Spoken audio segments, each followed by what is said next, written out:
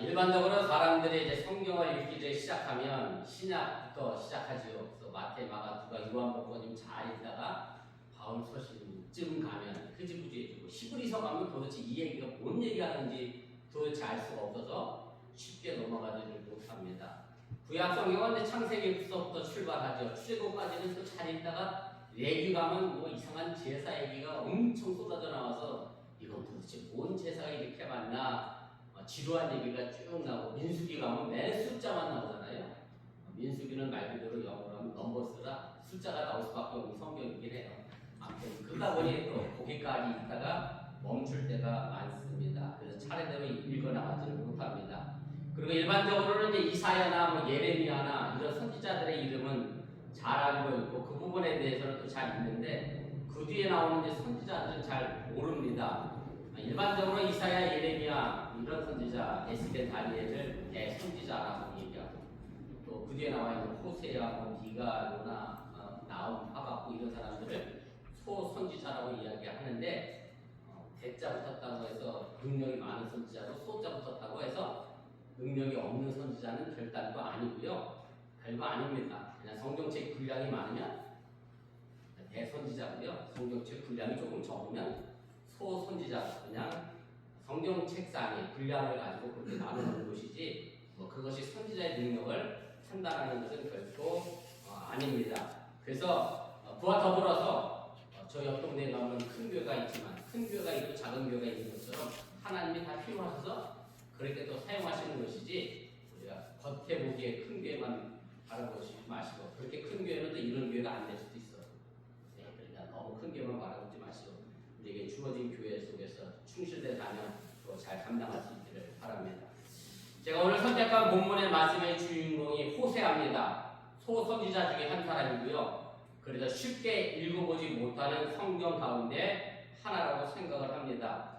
호세아서를 읽어가다 보면 이 호세아 선지자를 쉽게 이해할 수 없는 부분이 있습니다. 그것은 호세아가 결혼한 여자 때문에 그렇습니다. 고멜이라고 하는 여자랑 결혼을 하는데요. 이분이 매춘부의 역할을 합니다. 하나님의 선지자가 어떻게 매춘부와 결혼이 가능한가 하는 것 때문에 많은 사람들이 의구심을 갖게 되고 일부 신학자들은 이 호세아서가 현실의 이야기가 아니라 소설이다라고 이야기하는 사람들도 있습니다. 하지만 호세아의 이야기는 실제 사건이고 이야기입니다. 호세아가 고멜과 결혼할 당시에는 고멜이라는 여인은 매춘부가 아니었는데 결혼 후에 매춘부가 됩니다. 그래서 호세아서를 온전히 이해하려고 하면 고멜과 결혼하여 살아가는 호세아의 형편과 처지를 이해해야 호세아서가 뭘 말씀하고 있는지 우리가 그 의미를 알게 된다라고 하는 얘기입니다. 호세아서 1장부터 3장까지 말씀에 보면 호세아는 고멜이라고 하는 여인과 결혼을 합니다. 그리고 그 둘 사이에 세 아이를 낳습니다. 그러나 고멜은 결혼 생활 중에 충실하지 못해서 자꾸 집을 떠나서 매춘부 생활을 합니다. 그러면 호세아는 집 나간 고멜을 찾아가서 권면하고 다시 몸값을 지불하고 다시 집에 데리고 오고 그럼 고멜은 또 조금 있다가 또 나가고 호세아는 또 데리고 오고 이런 식의 내용이 반복이 됩니다. 이것은 단순히 호세아가 고멜을 사랑하는 이야기가 아니라 호세아와 고멜을 통해서 하나님과 이스라엘의 관계를 보여주고자 하는 의도가 담겨져 있는 말씀임을 여러분들이 깨달으시길 바랍니다. 다시 말씀드리면 하나님이 호세아와 고멜의 이야기를 통해서 하나님 자신이 이스라엘을 얼마나 사랑하고 있는지를 보여주고 있는 성경이 바로 호세아서이고 이것을 제대로 이해하고 읽어야 호세아서를 제대로 읽어낼 수 있고 호세아서가 우리에게 주고자 하는 교훈을 깨달아 알게 될 수 있다는 그런 말씀입니다. 호세아에서 가장 뚜렷하게 나타나는 것이 바로 출애굽 사건입니다. 호세아는 오늘 본문에도 나와 있습니다만 출애굽의 중요성을 강조를 합니다. 그 이유는 하나님의 이스라엘 백성들을 이집트에서 구출해 준 그 행동 자체가 이스라엘을 사랑하는 모습으로 비춰지는 것이고 그리고 이스라엘을 내 백성으로 삼겠다고 하는 의지가 담겨져 있는 그런 표시이고 이 출애굽 사건을 통해서 하나님과 이스라엘 백성이 계약 관계를 맺게 한 바탕이 되기 때문에 호세아는 출애굽 사건을 굉장히 중요하게 생각을 합니다. 그런데 문제는 호세아와 결혼한 고멜이 매춘부로 전락한 것처럼 이스라엘도 하나님과의 계약을 파기했다는데 문제가 있습니다. 그럼에도 여전히 하나님은 이스라엘 백성을 사랑하셔서 그들을 달래 다시 계약을 맺으시고 하나님의 백성으로 살게 하셨다는 것이 호세아가 강조하는 그런 내용의 말씀입니다. 이와 같이 이스라엘이 하나님을 향한 충절이라고 하는 것이 마치 변덕스러운 여자인 고멜과 같다는 것인데, 이것을 호세아식의 표현으로 그대로 사용하면 히브리어로 헤세드가 없었다라고 그렇게 표현합니다. 히브리어로 헤세드라는 단어가 호세아에서도 굉장히 중요한 단어로 등장합니다. 이 헤세드라고 하는 단어는 다윗과 요나단의 우정에서 찾아볼 수 있습니다.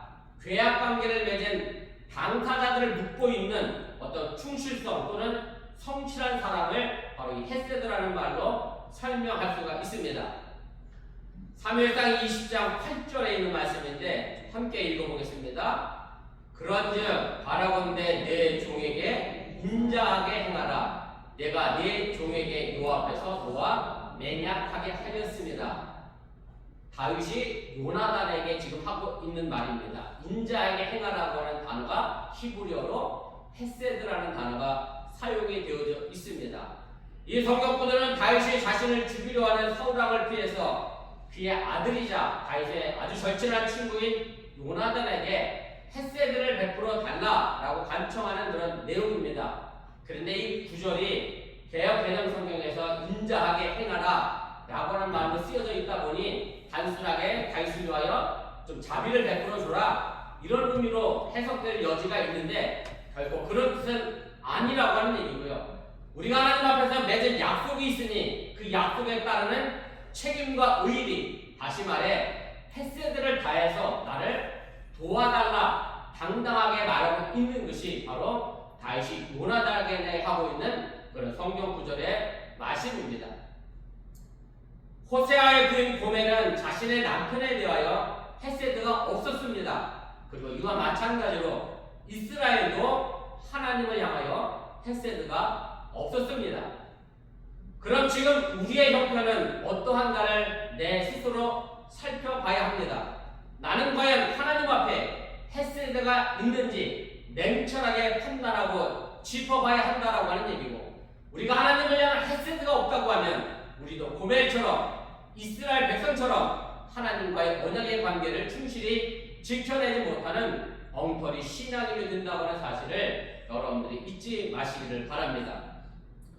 제가 목회하면서 간혹 그런 얘기를 듣습니다. 성도들이 믿음도 없는데 뭐도 없냐? 흔한 말로 깡패도 갖고 있는 뭐도 없어요? 의리도 없다. 믿음도 없으면 의리라도 있어야 하는데 지금의 시대가 믿음도 없는 시대, 의리도 없는 시대가 되어 안타까운 표현하는 그런 말을 간혹 듣게 됩니다. 호세아 2장의 내용은 호세아의 부인 고멜을 통해 하나님과 언약한 이스라엘의 불순종을 경고하는 그런 경고의 내용입니다. 그리고 이로 인해 하나님의 징계를 피할 수 없음을 이야기합니다. 그러나 하나님의 징계는 이스라엘을 버리시는 행동이 아니라 그들을 다시 회복시켜 돌아오시게 하는 징계이기에 이 또한 하나님의 사랑의 표현인 것을 우리에게 일깨워준다라고 하는 얘기입니다. 제가 지난 주간에 아버지 날이라 자녀들을 훈련하고 양육하라 가르치라고 하면서 안 될 때는 매를 들어서라도 가르치라고 하는 것은 매를 드는 게 미운 게 아니라 사랑의 또 다른 한 방편인 것처럼 하나님도 그렇게 우리를 통하여 돌아오시게 하는 징계가 우리에게 주어질 수 있다라고 하는 얘기입니다. 그리고 오늘 우리가 읽은 본문의 말씀은 그 징계를 통해서 우리를 다시 회복시켜 주신다고 하는 그런 약속의 말씀입니다. 오늘 이 말씀을 통해 우리가 하나님 앞에 온전하게 그리고 언약의 자녀로 백성으로 살지 못하지만 하나님이 우리를 얼마나 사랑하시는지 살펴보면서 이 시간 함께 은혜를 나누고 하나님 앞에 정말로 헤세드가 넘쳐나는 저와 여러분들이 되어줄 수 있기를 주님의 이름으로 축원을 드립니다. 첫 번째 생각할 것은 거친 들에서 들려오는 하나님의 위로의 말씀이 있습니다. 구약 성경에서 하나님의 약속을 하나로 말하라고 하면 그건 다른 곳이 아니라 젖과 꿀이 흐르는 가나안 땅이다라고 그렇게 설명해도 틀리지가 않습니다. 하나님은 믿음의 조상들에게 한결같이 젖과 꿀이 흐르는 땅을 약속해 주십니다. 이 약속을 제일 처음 받은 사람이 바로 아브라함입니다. 그러나 이 약속은 아브라함이 살아 있을 때 이루어진 것이 아니라 아브라함이 약속을 받고 나서 거의 500년 가까이 지나서야 이 젖과 꿀이 흐르는 가나안 땅에 출애굽하여 이스라엘이 도착해서 이루어지게 됩니다. 이 시점에서 제가 여러분들에게 묻는다라고 하면 여러분들은 500년 후에 이루어질 약속을 과연 믿을 수 있겠느냐라고 하는 겁니다. 이런 측면에서 본다라고 하면 아브라함은 믿음의 조상이 될 만한 충분한 이유를 가지고 있다 해도 틀리지가 않습니다. 우리는 500년 뒤의 약속을 믿지 못했는데 그런데 아브라함은 이것을 믿고 자신의 본토치적 아비집을 떠나 나그네 길을 시작을 합니다. 그 아들 이삭도 그 아들 야곱도 그리고 그 아들 요셉도 그 길을 걸어갑니다. 100년 정도 땅 한 평 없는 나그네 삶을 살아가게 됩니다. 그리고 형편이 좀 나아지려고 했나 했더니 400년 동안 이집트에서 종살이를 하게 됩니다. 그리고 마침내 하나님은 모세를 통하여 출애굽하여 가나안 땅으로 향하게 합니다. 그러나 그 길 또한 만만치가 않았습니다. 여러분들이 아시는 것처럼 40년의 광야 생활을 했고 그 과정은 목마르고 배고프고 지칠 때마다 이스라엘 백성들은 다시 애굽으로 돌아가자라고 난리를 쳤습니다.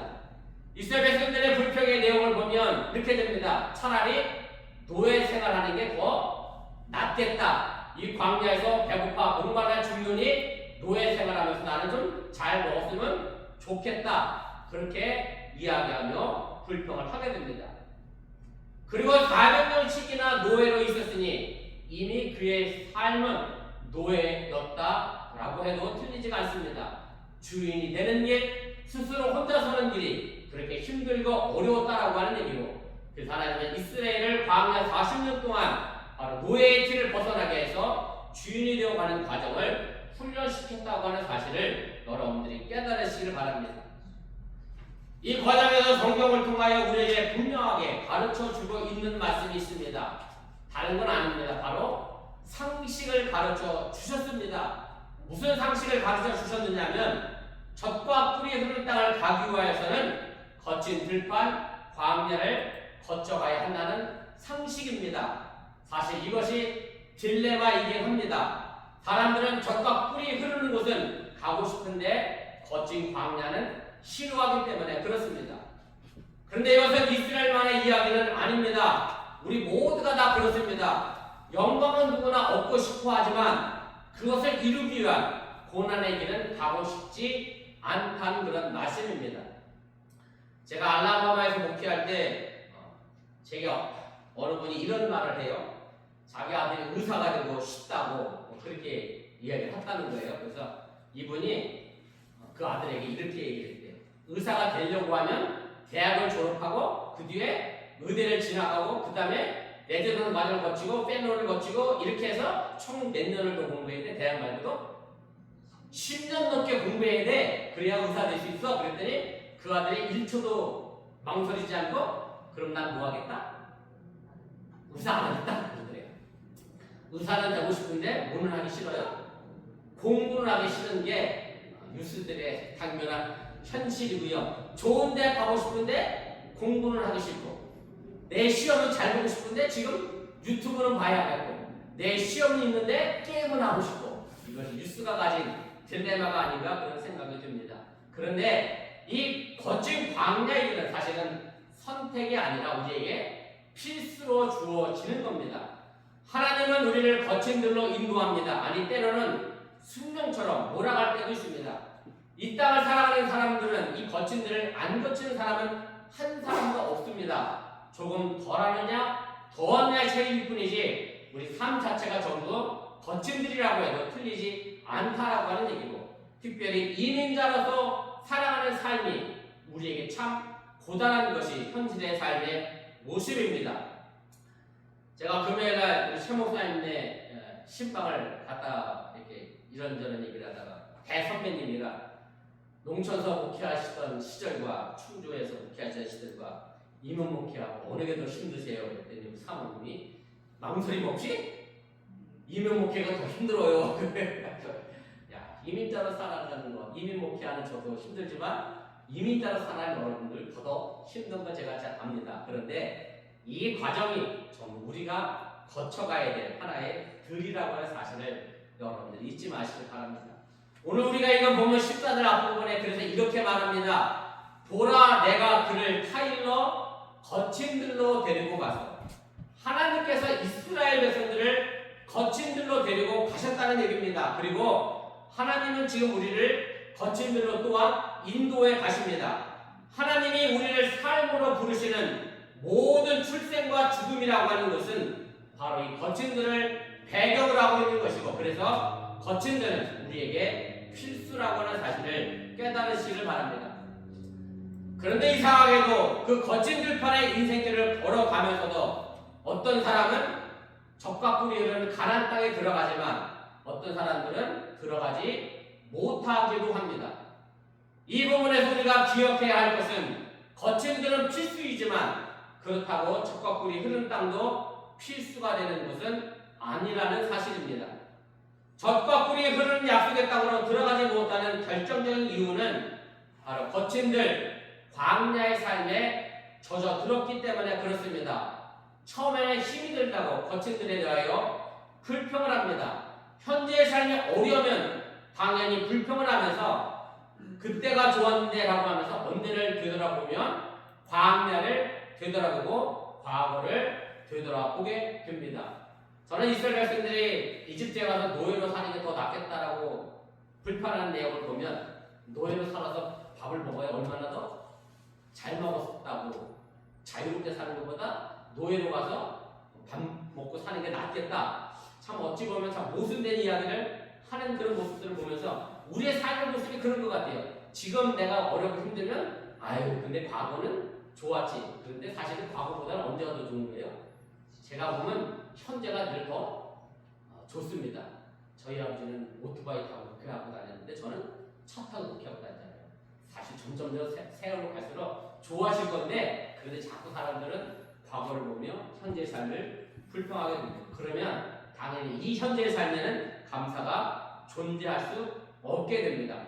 그런데 참으로 모순되게 되요. 지금의 삶이 그렇게 불평스러우면 그 불평한 부분을 어떻게 해야 되느냐면 고치고 개선하고 그것을 이기려고 노력을 해야 하는데 의외로 많은 사람들이 그걸 불편하다고 여기면서도 여전히 그 불편함 속에 그대로 살아가고 있고 그것을 팔자라고 생각하며 그냥 지낸다는 그런 얘기입니다. 제가 미국에 와서 많은 노숙자를 제가 만납니다. 물론 저 노숙자들도 다 나름의 이유가 있겠습니다만은 저는 길거리에서 노숙하는 그런 구걸하는 사람들을 보면 꼭 하는 말이 있습니다. 우리 애들이 하도 들어서 알아. 저기 서 있는 노숙자는 나보다 뭐를 더 잘해요? 네? 나보다 뭐를 더 잘할 것 같아요? 네? 아, 너희 다 영어를 잘하셔서 마음이 와닿지 않으시구나. 저는 영어를 잘 못하거든요. 나보다 영어를 더 잘하면서 저러고 산다. 그리고 나보다 나 키가 커. 손발 멀쩡해. 영어도 잘해. 물론 나름의 이유가 있겠지만 그 노숙자의 삶이 너무나 익숙해져서 그것을 벗어나려고 노력하지 않다고 그대로 머물러 있게 됩니다.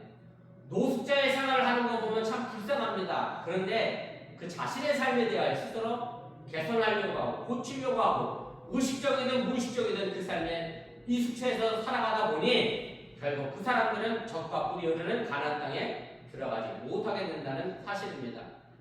하나님께서 우리를 거친 길로 몰아갈 때가 있습니다. 그리고 그곳에는 분명한 이유가 있습니다. 하나님이 미워서 애매하게 우리를 골탕 먹이려고 거친 길로 이끌어가는 것이 아니라는 말씀입니다. 거기에 깨우침이 있고 배움이 있다는 말씀입니다. 그리고 이것을 통해 우리를 훈련시킨다고 하는 사실 또한 여러분들이 기억하시기를 바랍니다. 물론 모든 사람들이 이 거친 길을 가기를 싫어합니다. 가고 싶어서 거친 길을 가는 사람은 한 사람도 없습니다. 그러나 아무리 버티어도 우리가 사는 인생에는 결국에는 갈 수밖에 없는 거침들이 존재하고 있다는 사실입니다. 이 거침들을 여러분들이 이해할 수 있는 단어로 바꾸어 보면 이것은 실패일 수도 있고 질병일 수도 있고 고독일 수도 있고 우울일 수도 있고 무기력, 허무, 경제적 어려움 등으로 바꾸어 말할 수가 있을 겁니다. 그런데 이 거침들을 만나는 것은 당연히 좋지 않은 일입니다. 그러나 이 거침들을 천천히 살펴보면 여전히 그 속에서 우리에게 향하신 하나님의 은총을 발견하게 된다는 사실을 여러분들이 잊지 마시길 바랍니다. 오늘 보면 14절 후반부에 이런 말씀이 있습니다. 보라 내가 그를 타인러 거친들로 데리고 가서 말로 위로하고. 사실 우리의 인생에서 고난이나 질병이 없다면 우리 인생은 교만해질 수밖에 없습니다. 32강 축구에서 떨어져서 우리 김미아 집사님이 속에 열불이 터져 죽겠다고 그렇게 얘기하시는데 어떤 분들은 또 그렇게 얘기해요. 32강 떨어진 게 차라리 잘 됐다. 이참에 축구협회를 갈아엎자. 아마 32강 갔으면 또 교만해져서 하나도 바뀌지 않았을 텐데 뭔가 조금 바뀌겠죠. 예. 뭔가 내게 어려움이 생기지 않으면 우리 인생은 교만해질 수밖에 없습니다. 그런데 시편 기자가 시편 119편 71절에 이렇게 고백합니다. 고난 당한 것이 내게 유익이라. 이로 말미암아 내가 주의 율례를 배우게 되었나이다. 바로 시편 기자는 거침들에서 하나님을 만났고 하나님의 위로의 말씀을 들었다라고 하는 것인데 이 위로의 말씀을 저와 여러분들 또한 들어야 함을 믿으시기를 바랍니다. 어찌 보면 과거 40년이 이스라엘 역사 속에서 가장 찬란하고 위대한 장소와 시간이었다고 할 수 있습니다.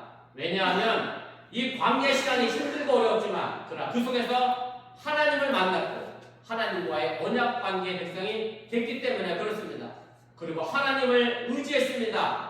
바로 이런 이스라엘 백성들을 위하여 하나님은 구름기둥으로 불기둥으로 인도하셨고 홍해 바다를 갈라주셨고 만나와 메추라기를 먹여주셨고 반석에서 샘물이 솟아나게 하셨으므로 마른 목을 죽이셨다고 하는 사실을 여러분들이 깨달으시길 바랍니다. 그러나 이스라엘이 가나안 땅에 정착하고 생활하면서 안정이 되면서 이 모든 것이 금방 변하고 바뀌게 됩니다. 오늘 본문 16절에 그래서 이런 말씀이 있습니다. 여호와께서 이르시되 그날에 네가 나를 내 남편이라 일컫고 다시는 내 바알이라 일컫지 아니하리라. 이 말씀을 뒤집어 생각하면 거친들의 오기 전에는 남편을 누구라고 불렀어요? 바알을 불렀다라고 하는 얘기고 하나님을 남편으로 생각하지 않았다는 그런 뜻입니다. 이스라엘 백성들은 가나안 땅에 정착하면서 바로 하나님을 버리고 바알에게 절했다는 얘기입니다. 성경에 보면 예언자들이 한결같이 말하는 것이 있습니다. 하나님이냐 바알이냐 선택하라고 우리에게 요구합니다. 바알은 원래 풍년의 신입니다. 그래서 가나안에서 많이 숭배했던 신입니다. 가나안 사람들은 바알이 비를 지배한다고 믿었고 그래서 비가 오지 않을 때 이 사람들은 바알에게 제사하고 바알을 섬겼습니다.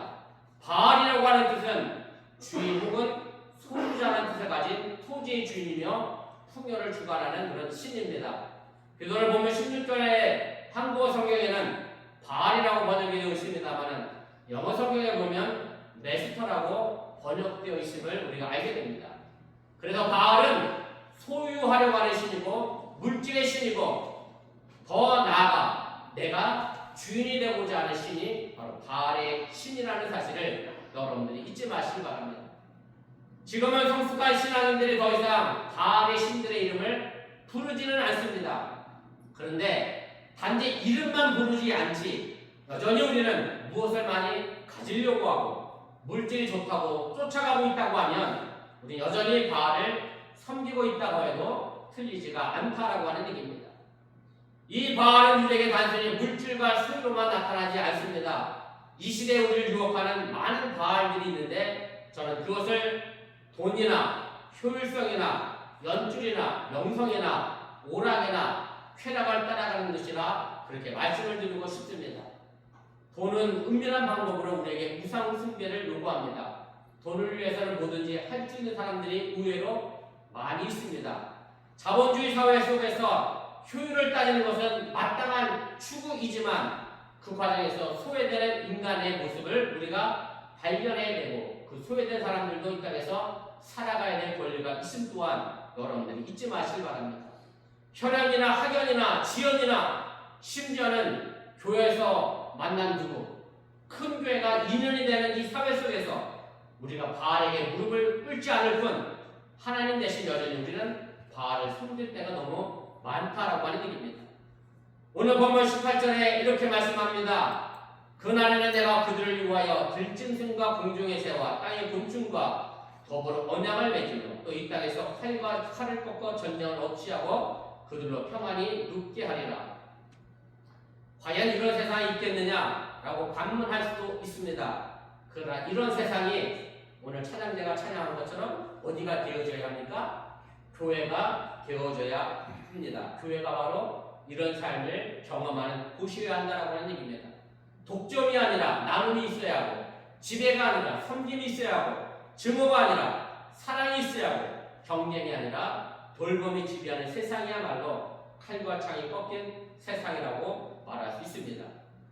바로 교회는 각자가 자신의 유익이 아니라 모두의 유익을 위하여 일하는 곳이어야 합니다.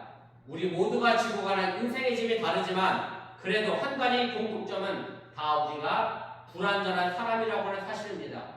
주님이 우리를 한 몸 공동체로 부르신 것은 서로의 부족한 부분을 채워주라고 불러주신 겁니다. 아직도 많이 부족합니다.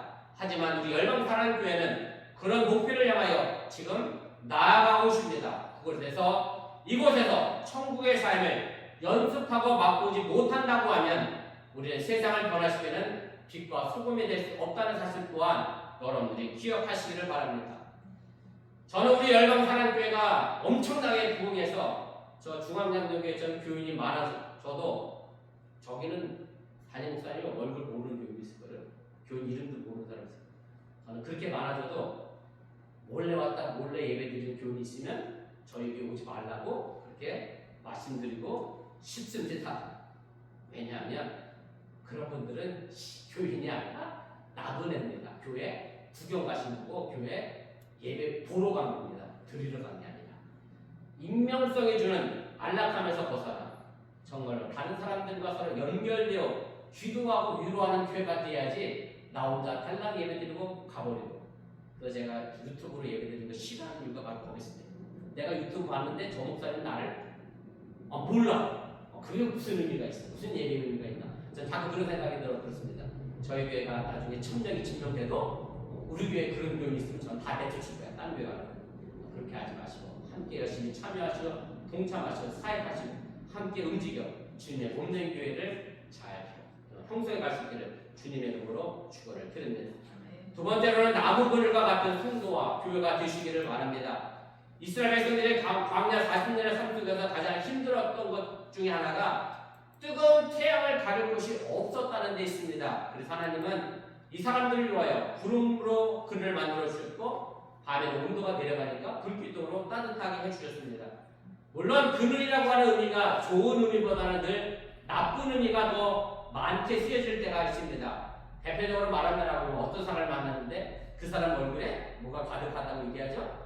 그늘이 가득하대 이렇게 얘기하면서 좋지 못한 방법으로 사용할 때가 있습니다. 정호성 시인이 쓴 시 가운데 이런 시의 제목이 하나 있습니다. 내가 사랑하는 사람이라고 하는 시인데요. 찬찬히 보셔야 잘 이해가 됩니다. 제가 한번 읽을 테니까 앞에 화면 보시고 이 시가 의미하는 것이 뭔지 좀 생각해 보시기 바랍니다. 나는 그늘이 없는 사람을 사랑하지 않는다. 나는 그늘을 사랑하지 않는 사람을 사랑하지 않는다. 나는 한 그루의 나무에 그늘이 된 사람을 사랑한다. 라고 하는 그런 시인데 정승원 시인이 왜 이런 시를 썼을까를 제가 생각해 봤습니다. 그늘이 없는 사람은 사실은 슬픔과 고통과 그리고 좌절을 맛본 적이 없는 사람일 겁니다. 그늘이 없는 사람은 그래서 그 누군가를 품어줄 수 있는 넓은 품을 갖지 못한 사람이 될 수 있습니다. 그러나 그늘이 있는 사람은 그늘을 사랑하는 사람은 그 누군가를 품어줄 수 있는 아픔의 상처를 겪어봤기 때문에 그 사람과 더불어 평화를 만들어 갈 수 있습니다. 그냥 우리나라 전에 내려오는 흔한 말로 호레비 사정은 누가 알아요? 가부가 안다고. 아픔을 아는 사람이 아픈 사람을 품어 안을 수 있다는 그런 말씀입니다. 오늘 하나님은 이스라엘을 거친 길로 내보내셨습니다. 그리고 그곳에서 자신들의 문제를 발견하고 깨닫고 다시 돌아오기를 기다리고 계십니다. 그리고 하나님은 거친 길에서 구름 기둥으로 우리에게 그늘이 되어주시는 분임을 여러분들이 믿으시기를 바랍니다. 아마 여러분 모두는 한 번쯤은 그늘이라고 하는 아픔과 상처를 가지고 계실 겁니다. 그 그늘이 말 그대로 그늘로 남지 않기를 바라고, 내가 경험한 그 그늘을 통해서 그 그늘 밑에 아픔 겪고 있는 사람들을 넓은 품으로 안아줄 수 있는 교회와 교인이 될 수 있기를 축원을 드립니다. 성 어거스틴의 이야기로 오늘 말씀을 정리합니다. 성 어거스틴이 이런 얘기를 합니다. 하나님을 사랑해라. 그리고 하고 싶은 대로 다 해라 라고 얘기합니다. 하고 싶은 대로 다 해라는 말 때문에 이 부분을 오해해서는 안 됩니다. 하나님을 사랑하는 사람들은 자기 좋은 대로, 자기 하고 싶은 대로 다 살 수 없기 때문에 그렇습니다. 사랑에 빠진 사람들은 사랑하는 사람이 좋아하는 일을 하며 기뻐하는 게 사랑에 빠진 사람입니다. 예수님도 디베라 바닷가에서 베드로에게 내가 나를 사랑하느냐라고 물으셨습니다. 그렇다라고 대답하는 베드로에게 내 어린 양을 먹이라고 말씀합니다. 예수님을 사랑하는 일과 어린 양을 먹이는 일이 결코 분리될 수 없는 일임을 우리에게 알려주고 계십니다. 우리는 어리석은 사람들이 아니라 하나님의 존재를 믿고 의지하는 사람들입니다. 하나님의 거친 들에서 우리에게 그늘이 되어주시고 위로가 되어주셨던 것처럼 한 교회 안에서 더 나아가 세상 속에서 우리가 그 누군가에게 그늘이 되어주는 성도와 교회가 될 수 있기를 주님의 이름으로 간절히 축원을 드립니다. 우리 말씀을 기억하며